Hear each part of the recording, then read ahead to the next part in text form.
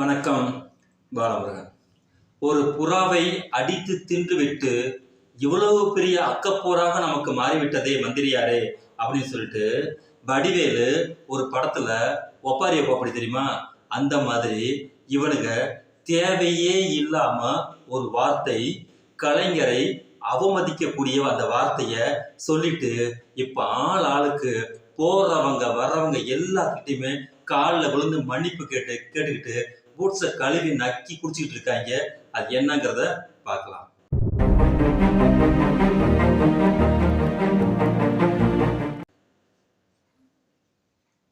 அதாவது நாகூர் ஹனீஃபா அவரு எவ்வளவு உன்னதமான ஒரு அற்புதமான ஒரு குரல் வளம் உடையவர். அவர் எப்பேற்பட்ட பாடல்கள் எல்லாத்தையுமே நமக்கு பாடியிருக்கிறாரு அப்படிங்கிறத நம்ம சொல்ல வேண்டியது இல்லை. அந்த மாதிரி தான் திமுகவுடைய பெருமையை ஒரு நாகூர் ஹமீதுடைய ஒரு குரலை கேட்டோம்னா அந்த கள்ளக்குடி கொண்ட கருணாநிதி வாழ்கவே அப்படிங்கிற அந்த பாட்டு அப்படி கேட்க கேட்க நமக்கு காதல இன்பத்தேன் பாயும் அப்படிங்கிற அளவிற்கான ஒரு அற்புதமான ஒரு பாடல்.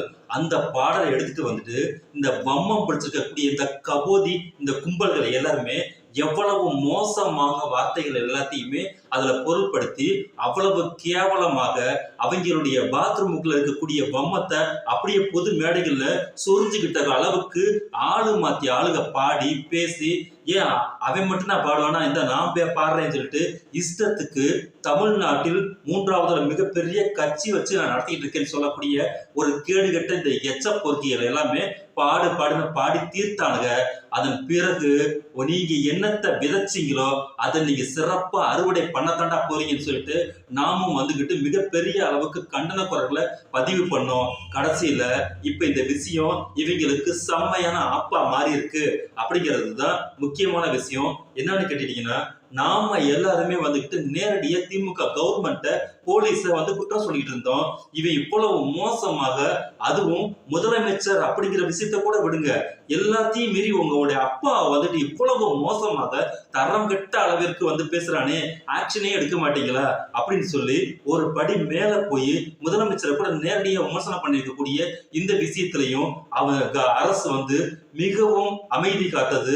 காரணம், ஒரு சின்ன விஷயத்துல நாம ஏதாவது ஒரு விஷயத்தை செஞ்சிட்டோம்னா சட்டம் ஒழுங்கு பிரச்சனை ஆயிடக்கூடாதுங்கிற காரணத்துக்காக அனைத்துமே ஜனநாயகத்தின் அடிப்படையிலையும் சட்டத்தின் பார்வையிலும் தான் ஒரு விஷயம் அணுகுமுறை செய்ய வேண்டுமே தவிர உணர்ச்சியின் வாயிலாக நாம் இந்த காரியத்தை செய்யக்கூடாது அப்படிங்கிற மிக நேர்த்தியான அணுகுமுறைய தமிழக அரசு செய்ததின் விளைவாக இப்போ SC ST ஆணையம் இந்த வார்த்தை மிகவும் கேடுகட்ட வார்த்தை, இதை பேசியிருக்கிறான்னா இவன் மேல ஏன் இன்னும் நீங்க ஆக்ஷன் எடுக்கல, கேஸ போட்டு முதல்ல விசாரணைக்கு உட்படுத்துங்கன்னு சொல்லி ஆணையம் கொடுத்ததுக்கு பிறகு எல்லாம் டவுசர்ல மூத்திரம் அடிக்காத குறையா அப்படியே அலறி போய் அறிக்கை மேல அறிக்கை விட்டு தள்ளுன்னு தள்ளிக்கிட்டு இருக்காங்க இந்த வீர சூர புலிகள் எல்லாருமே.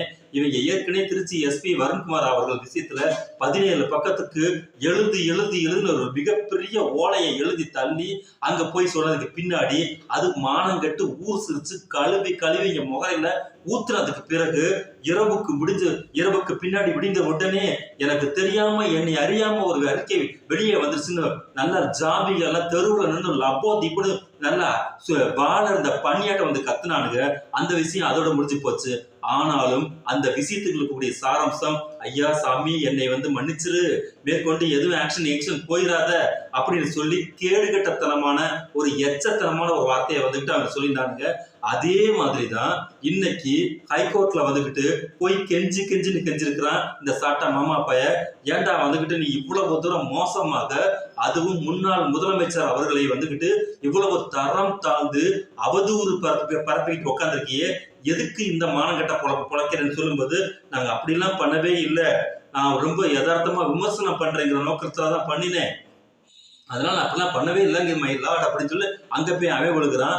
அதுக்கு மேல அவன் என்ன சொல்றான்னு, எனக்கு இதெல்லாம் இந்த வார்த்தைக்கு சண்டாளங்கிற வார்த்தைக்கெல்லாம் அர்த்தமே எனக்கு தெரியாது. சீமான் சார் இதுக்கு முன்னாடி ஒரு சும்மா ஒரு பாட்டு, யதார்த்தமா ஒரு பாட்டு இருந்துச்சு, அந்த பாட்டை எடுத்து நாங்க பாடினது ஒரு குற்றமாங்க சார், எங்களுக்கு இதெல்லாம் தெரியவே தெரியாது சார், சாரி சார் அப்படி இப்படின்னு சொல்லிட்டு இவங்கெல்லாம் ஒப்பாரி வச்சாங்க.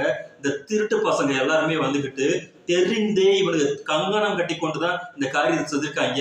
2006லயே இந்த சைமன் செபஸ்டிங்கிறவன் வந்துகிட்டு இந்த வார்த்தையை பேசியதுக்கு மன்னிப்பு கோரி இருக்கிறான்.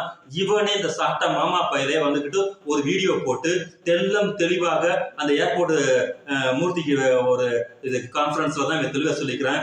எவனும் இந்த சண்டாளன் வார்த்தையை வந்துகிட்டு தெரியாம கூட யூஸ் பண்ணக்கூடாது, அது தவறான வார்த்தை.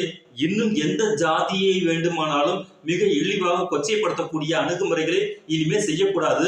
அது அனைத்திற்குமான நாம் என்னென்ன வார்த்தைகளை இங்க பயன்படுத்திக்குமோ அனைத்திற்குமான பதிலை நாம் சொல்லித்தான் ஆக வேண்டும். அப்படி இப்படி ஓலா வண்டியை வந்து கொஞ்ச நாளைக்கு முன்னாடி உருட்டி போட்டு இப்போ வந்து பச்சை பொய்ய வந்துட்டு ஒரே அடி அடிக்கிறானுங்க.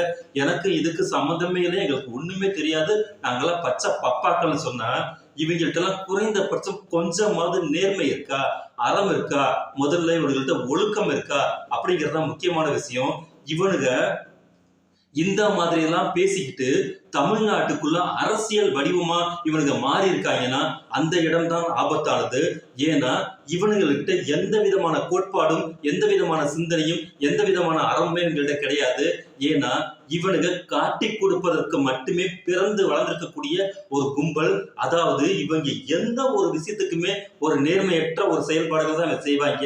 இங்க வந்துட்டு உனக்கு ஒரு 100 ரூபாய் பணம் கொடுக்குறேன்னு சொன்னா அந்த 100 ரூபாய்க்கு கொஞ்சம் கூட கூசாத வேலை செய்வாங்க இல்லைங்களா, அந்த வேலையை செய்யக்கூடிய கும்பல்கள் தான் இவங்க. இதை நம்மலாம் சொல்ல வேண்டியதில்ல. நாளொரு வேணி பொழுதொரு வண்ணமுமா இந்த கட்சியில இருந்து வெளியில போயிருக்கக்கூடிய அந்த அமைப்பாளர்கள் அந்த பொறுப்பாளர்கள் எல்லாம் கட்சியை விட்டு விலகி அவங்க கண்ணீர் வடிக்கக்கூடிய அவ்வளவு கோரமான காட்சிகள் எல்லாத்தையும் நம்ம பார்த்துட்டு இருக்கோம். இப்படிதான் வந்துட்டு தஞ்சாவூர்ல இருக்கக்கூடிய ஒரு பொறுப்பாளர், ஒரு பெண் பொறுப்பாளர் வெளியில வந்ததுக்கு பிறகு அங்க இருக்கக்கூடிய அந்த பூமாயின்ற வந்து எவ்வளவு மோசமாக அந்த பெண் பொறுப்பாளர்கள் மீது வந்து அவ்வளவு ஆபாசமான வார்த்தைகளை வந்து அள்ளி வீசிக்கிட்டு இருக்காங்க, அவ்வளவு மோசமா நடந்துட்டு இருக்காங்கன்னா இதுக்கு பேர் என்ன அப்படிங்கறதா எனக்கு தெரியல. இது ரொம்ப முக்கியமான விஷயம். இவனுகளை அனைவருமே கூண்டுக்குள்ள வந்து அடைச்சி இவன்கிட்ட விசாரிக்கிறது அப்படிங்கிறது வந்துட்டு தவறே கிடையாது, இது சட்டத்தின் அடிப்படையில் செய்யக்கூடியது. ஆனால் இவனை நம்பக்கூடிய அளவிற்கு இங்கே மக்களும் ஜாம்பிஸ் கூட்டத்தையும் இந்த சின்ன சின்ன தம்பிகளையும் இவனுக்கு பிரெயின் வாஷ் பண்ணி கொண்டுட்டு போறது அவ்வளவுக்கு நல்லதுக்கு அல்ல அப்படிங்கறதுதான் பொதுநல சிந்தனையாளர்கள் மற்றும் நம்ம தமிழ்நாடு கவர்மெண்ட் நம்ம கேட்கக்கூடிய முக்கியமான விஷயம். ஏன்னு கேட்டீங்கன்னா போதைப் பொருட்களை பயன்படுத்தக்கூடாது, வன்முறை சிந்தனைகளை மாணவர்களுக்கு விதைக்க கூடாது அப்படின்னு சொல்லிட்டு எல்லா இடத்துலயுமே வந்துட்டு நமக்கான வாசகங்கள் எல்லாமே இருக்கும். ஒரு சாராய பாட்டில வாங்குறோம்னா ஒரு பிராந்தி பாட்டில வாங்கினா குடியை கெடுக்கும், குடிப்பழக்கம் உடல் நலத்தை கெடுக்கும்ங்கிற வார்த்தை எப்படி இருக்கு. அதே மாதிரி ஸ்கூல்ல மஞ்சள் கயிறுகள்லாம் கட்டும் போது எந்த விதமான கயிறுகளையும் கட்டக்கூடாது, நமக்குள்ளே பேதம் இல்லை, நமக்குள்ளே பிரிவில்லை, நாம் அனைவரும் ஒருத்தாய் மக்கள்னு நமக்கெல்லாம் எப்படின்னா வந்து ஒவ்வொரு விஷயத்துக்கும் ஒவ்வொரு விதமான வாசகங்களை கொடுக்குற மாதிரி யாரும் இந்த நாம் தமிழர் கும்பல்ல போய் சேரக்கூடாது. அது மனித குலத்துக்கு விரோதமான கட்சி. அந்த கட்சியில சேர்ந்தா உங்களுடைய வாழ்வு, உங்களுடைய வளம், உங்களுடைய இளமை, உங்களுடைய பொருளாதாரம் அனைத்தும் நாசமாக போய்விடும் அப்படிங்கிறத தொடர்ச்சியா நாம செஞ்சுக்கிட்டு இருக்கோம். இதை அரசு முன்வந்து மிக முக்கியமாக காப்பாற்ற வேண்டும். ஏன்னா இவன் 3 லட்சம் வாக்கு வாங்கியிருக்கிறது அவ்வளவு சாதாரணமாகவும் அவ்வளவு எளிமையாகவும் இதை எடுத்துக்கொள்ளக்கூடாது. எதிர்கால இளைஞர்கள் சீரழிவு பாதையில் போகக்கூடாது அப்படின்னு நினைச்சோம்னா உடனடியாக இந்த காரியத்தை அனைத்து நல்ல உள்ளங்களும் செய்ய வேண்டும். ஆரம்பிக்கலாம்.